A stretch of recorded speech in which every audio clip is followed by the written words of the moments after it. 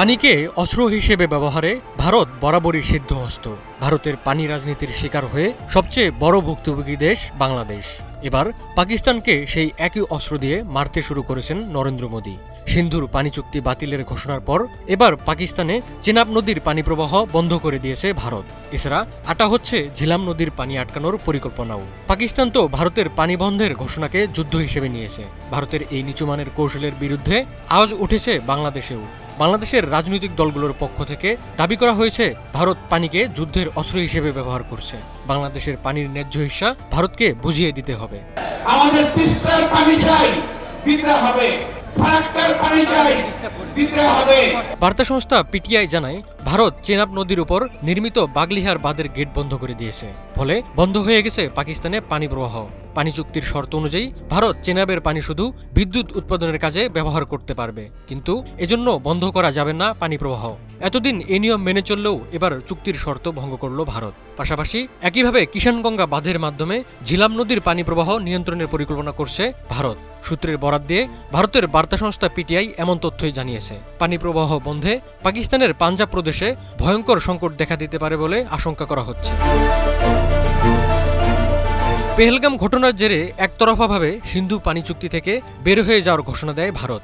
1960 সালে বিশ্বব্যাংকের মধ্যস্থতায় হওয়া এই চুক্তি অনুযায়ী সিন্ধু এবং তার 5টি উপনদী ভারত ও পাকিস্তানের মধ্যে ভাগ করে দেওয়া হয়। ভারত পায় ইরাবতী, বিপাশা, শতদ্রু এবং পাকিস্তানকে দেওয়া হয় সিন্ধু, ঝিলাম ও চেনাব নদী। কিন্তু 6টি নদীর উজানে ভারত থাকায় তারা সহজেই এগুলো নিয়ন্ত্রণের সুযোগ নিতে পারে। পাকিস্তানের মোট কৃষি জমির 80% এই 3 নদীর পানির উপর নির্ভরশীল।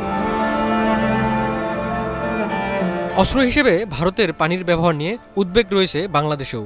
2026 সালে ভারত বাংলাদেশের গঙ্গা পানি চুক্তি নবায়নের কথা রয়েছে, কিন্তু ডক্টর মোহাম্মদ ইউনূসের অন্তর্বর্তী সরকার নিয়ে স্বস্তিতে নেই ভারত। ফলে কূটনৈতিক সুবিধা অর্জনের হাতিয়ার হিসেবে ভারত পানির ব্যবহার করতে পারে বলে আশঙ্কা তৈরি হয়েছে। ভারতের এই কৌশল নতুন নয়। বাংলাদেশের সঙ্গে ভারতের অভিন্ন 54টি নদী রয়েছে। এর মধ্যে শুধু গঙ্গা নিয়ে পানি বন্টন চুক্তি রয়েছে, কিন্তু সেই চুক্তিতেও ন্যায্যতা মানছে না ভারত। এছাড়া তিস্তার পানি বন্টন চুক্তি ঝুলে আছে 5 দশক ধরে। রোববার রংপুরে বিএনপির স্থায়ী কমিটির সদস্য মির্জা আব্বাস বলেন, পানি কখনো যুদ্ধের অস্ত্র হতে পারে না। বাংলাদেশের পানির ন্যায্য হিস্সা ভারতকে বুঝিয়ে দিতে হবে। পানি কখনো যুদ্ধাস্ত্র হতে পারে না। একমাত্র সারা বিশ্বে এই ভারত দেখিয়ে দিল পানিকে তারা মারণাস্ত্র হিসেবে ব্যবহার করেছে, পানিকে তারা যুদ্ধাস্ত্র হিসেবে ব্যবহার করেছে। কতটুকু অমানবিক হলে কাজটুকু তারা করতে পারে। আমাদের তিস্তার পানি চাই, দিতে হবে। ফারাক্কার পানি চাই, দিতে হবে। যেখানে যেখানে আমাদের পানি অভিন্ন নদী আছে, সমস্ত নদীর পানি আমাদেরকে দিতে হবে হিসাব মতো।